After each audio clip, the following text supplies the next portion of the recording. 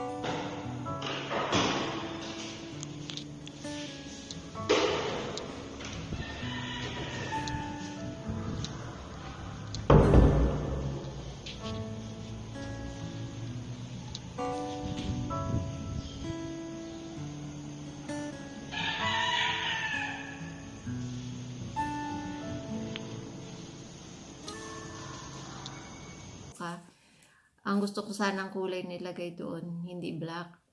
Kaya lang talaga mahirap explain yung gusto kong kulay sa kanila. Na parang nagbo-blue, na nag-yellow, na nag-green. Yun ang gusto ko sanang kulay ng railing ko. Kaya lang talaga mahirap explain. Pero, kaya ang pinalagay ko na lang sa railing ko, ano na lang, black at saka gold. Yun na lang ang pinalagay ko. Tapos, pa ba? Yun, yung kusina, nagawa na rin na pinturahan. Tapos, ang anuin ko na lang, yung mga cabinet ng kusina. Tapos, yung mga rooms, mga cabinet ng rooms. Pero uwi naman ako, kaya... Pero hindi ko pa rin mapapagawa kasi siyempre, pag uwi ka, siyempre yung budget mo, wala. Tapos halos din na yan ako na dahil siyempre nagpapintura nga ako. Mahal ng mga pintura, tapos siyempre yung yung labor, mahal din yung labor. Kaya ang hindi ko pa napapinturahan yung labas ng bahay, tapos yung kasi nga ilalagay ko doon sa harapan kasi ng bahay ko, papalagyan ko yun ng bricks. para para matibay. Kaya nagte-take time ako, gusto ko matibay kasi yung bahay. Tapos yung bakod, hindi pa rin hindi ko pa rin yun napapagawa.